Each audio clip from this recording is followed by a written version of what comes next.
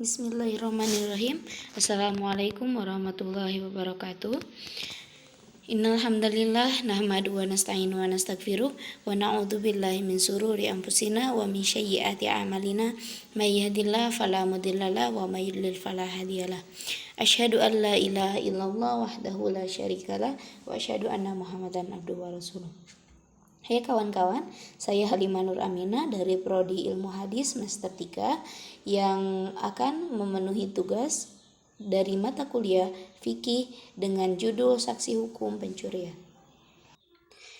Definisi mencuri. Mencuri adalah mengambil sesuatu secara sembunyi-sembunyi, dikatakan mencuri dengar. Maksudnya, mendengarkan secara sembunyi-sembunyi yang dikatakan orang itu.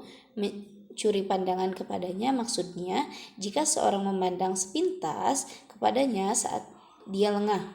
Terus kecuali ada juga dalam firman Allah dalam surat Al-Hijr, kecuali setan-setan yang mencuri berita dan dapat didengar dari malaikat lalu dikejar oleh semburan api. Dan selanjutnya yaitu kriteria dikatakannya sebagai pencuri. Pertama, yaitu mukallaf, yang kedua berinisiatif, yang ketiga tanpa kesetaraan status. Yang dimaksud mukallaf adalah yaitu seseorang mencuri harus balik dan berakal sehat. Yang kedua berinisiatif, yaitu melakukan pencurian atas inisiatif sendiri. Yang ketiga tanpa kesetaraan status seperti orang tua pada anaknya. Kenapa demikian? Seperti maksud demikian di sini adalah antara orang tua dengan anaknya adalah kamu adalah harta bagi bapakmu. Jadi apabila seorang anak mencuri harta orang tuanya, itu tidak dikatakan mencuri karena memang harta seorang ayah adalah harta seorang anaknya juga, begitupun sebaliknya. Ini adalah hadis riwayat dari Ibnu Majah. Apa yang menjadi acuan penetapan saksi hukum dan apakah tergantung pada tuntunan pihak korban pencurian? Saksi hukum tidak dijatuhkan kecuali jika pihak korban pencurian menuntut pelaksanaannya, karena tindakan memperkarakan yang dilakukan oleh pihak korban pencurian dan tuntunannya terhadap barang yang dicuri merupakan syarat. Saksi hukum dapat ditetapkan dengan adanya dua orang saksi yang adil, atau dengan adanya pengakuan pelaku yang dalam hal ini cukup hanya sekali saja menurut pemilik. Penganut madhab Syafi'i dan penganut madhab Hanafi, karena Rasulullah Shallallahu Alaihi Wasallam menjatuhkan hukuman potongan tangan terhadap pencurian perisai dan pencurian pakaian Safwan, dan tidak ada riwayat yang menyatakan bahwa beliau memerintahkan pelaksanaan hukuman potongan tangan dengan adanya pengulangan pengakuan.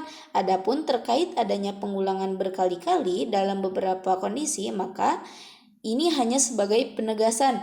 Ahmad Ishaq dan Ibnu Adil Lailala berpendapat bahwasannya harus ada pengulangan pengakuan 2 kali. Apakah sanksi terhadap pencuri? Sebagaimana yang terdapat dalam firman Allah surat Al-Maidah ayat 38, adapun orang laki-laki maupun perempuan yang mencuri, potonglah tangan keduanya sebagai balasan atas perbuatan mereka atas perbuatan yang mereka lakukan, dan sebagai siksa dari Allah, dan Allah Maha Perkasa dan Maha Bijaksana. Selanjutnya yaitu dianjurkan untuk memperberat hukuman dan hikmah memperberat hukuman, seperti yang dipaparkan oleh Syekh Muslim karya An-Nawawi Al-Qardi radhiyallahu an. Allah melindungi harta dengan mewajibkan hukuman potongan tangan bagi pelaku pencurian dan tidak menetapkan hukuman itu pada sebagian lain selain kejahatan pencurian seperti pencopetan, perampokan, dan penggunaan harta tanpa izin. Karena itu, sedikit bila dikaitkan dengan tindakan kejahatan pencurian dan karena merugikan dalam kejahatan seperti ini, dapat dikembalikan dengan melakukan pengaduan kepada pihak berwenang serta mudah dalam menunjukkan buktinya. Berbeda dengan tindakan kejahatan pencurian, karena pencurian jarang sekali dapat ditunjukkan buktinya, maka perkara pencurian menjadi besar dan hukumannya pun menjadi berat agar efek jerat terhadap pencurian benar-benar efektif. Selanjutnya adalah macam-macam hukuman pencurian. Yang pertama ada pencurian dengan hukuman berupa takjir. Yang kedua ada pencurian dengan hukuman berupa saksi hukuman. Apa itu hukuman berupa takjir? Hukuman yang mengharuskan hukuman takjir adalah pencurian yang belum memenuhi syarat-syarat untuk diterapkan terapkan saksi hukum. Rasulullah Shallallahu Alaihi Wasallam menetapkan pelipat gandaan ganti rugi yang harus ditanggung oleh yang mencuri dengan kadar kurang dari ketentuan hukuman potong tangan.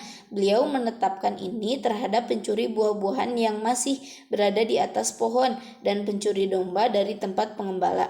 Hukuman potongan tangan gugur dari pencurian buah-buahan dan daging pada pohon korma yang lunak, karena ditetapkan bahwa siapa yang mendapatkan suatu dengan mulutnya sedang dia dalam keadaan membutuhkan, maka tidak ada hukuman apapun yang dijatuhkan kepadanya. Siapa yang keluar darinya dengan membawa sesuatu, maka dia harus menanggung 2 kali lipat dan mendapatkan hukuman. Dan siapa yang mencuri buah dari tempat perangainya, maka dia harus menanggung hukuman potongan tangan jika nilai barang yang dicuri telah mencapai nisab yang ditetapkan hukumannya sebagai potongan tangan.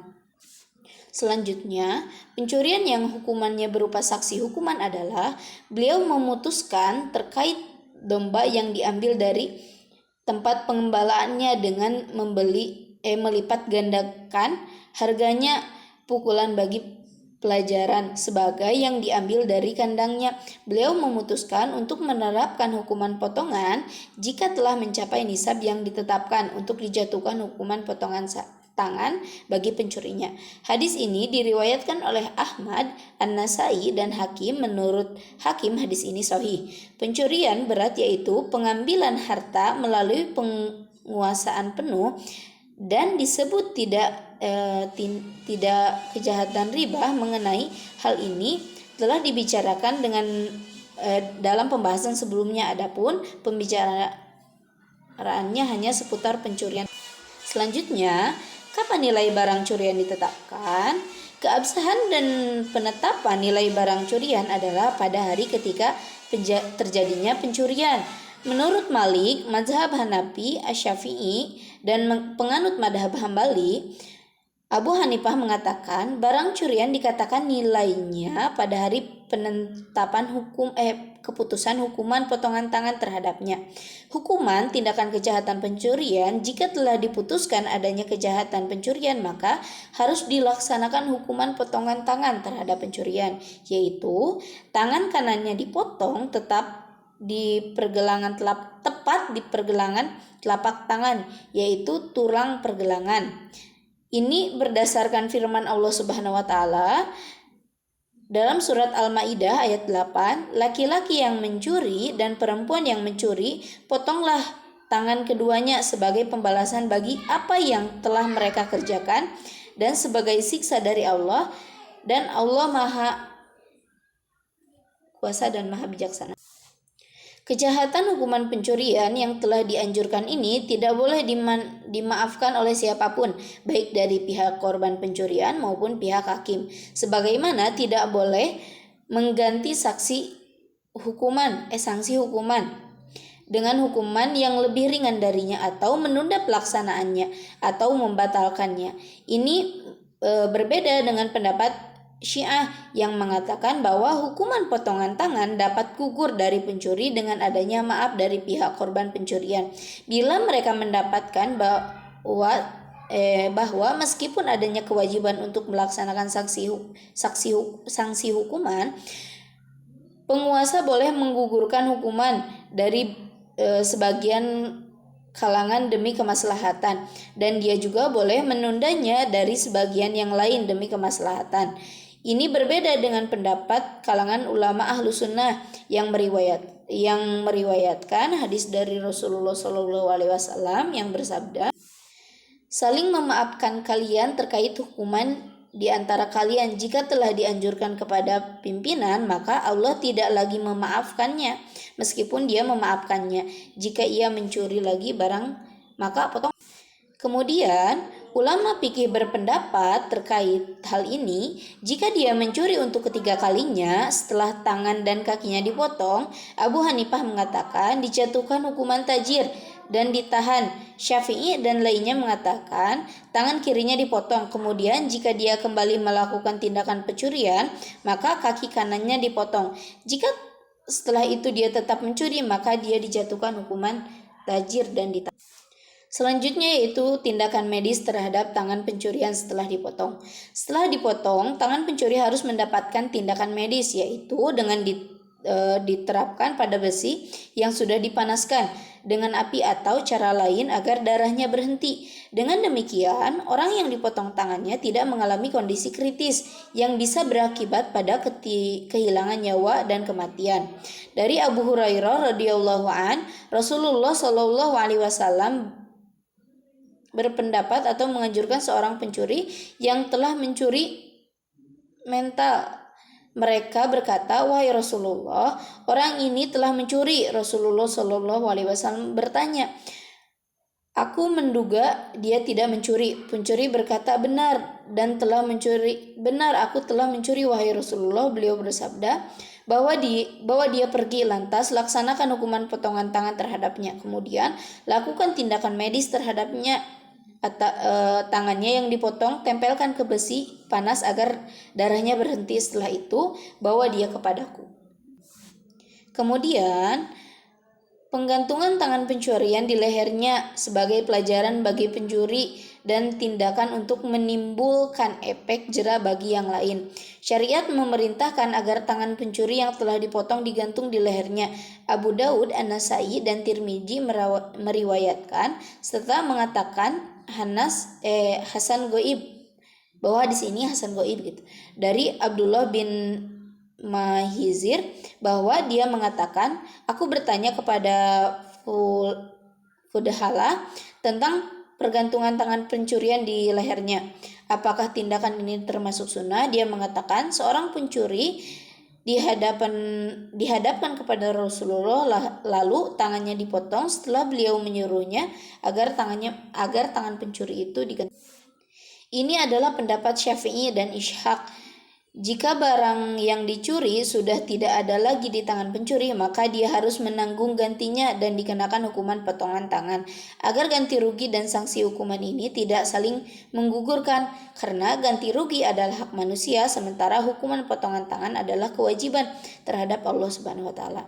Dengan demikian, masing-masing dari keduanya tidak menggugurkan yang lain, seperti denda dan kafarat.